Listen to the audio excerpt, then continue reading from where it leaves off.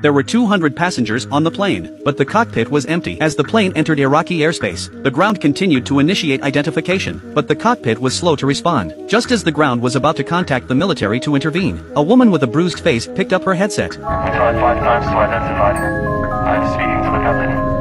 It turns out that everyone on the plane is being held hostage by the hijackers. The woman was forced by a gun to confess. She had to admit she was the captain of the plane, but they examined the photograph. The captain was found to be a man. The real captain is now locked up in first class. The hijacker realized the seriousness of the situation. He asked the captain to answer the phone. However, the captain refused to get up, so Jack had to resort to a killer move. He grabbed the captain's flight attendant's wife and threatened him. The captain had no choice but to get up and answer the phone. The ground was relieved to hear the captain's voice. He asked the captain a few questions to confirm his security. The captain answered all of them successfully. A confrontation between the two parties was thus successfully avoided. The hijacker drove the captain back to his seat. The crisis is over. Meanwhile, on the ground command deck, a woman senses something strange in the air. A few minutes after takeoff, Kingdom 29 sent out a danger signal, but within minutes she said it was a misunderstanding. The team leader wondered what the problem was, but the woman went on to analyze. There was another passenger on the plane who had also sent a text message to the Terrorism Prevention Department. If it was a misunderstanding, then why didn't he continue to send messages? If it was all fixed,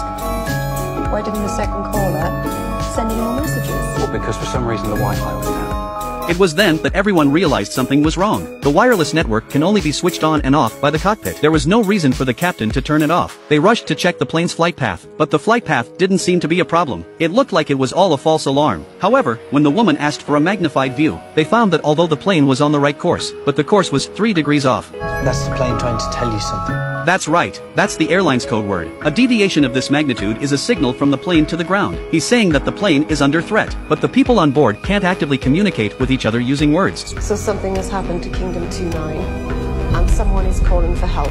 So this was all the captain's plan. He deliberately refused to go to the cockpit so that the hijackers would let their guard down. After being forced to answer security questions, before he left, he quietly turned the cockpit button. He shifted the plane's course by 3 degrees, successfully communicated to the ground that he had been kidnapped,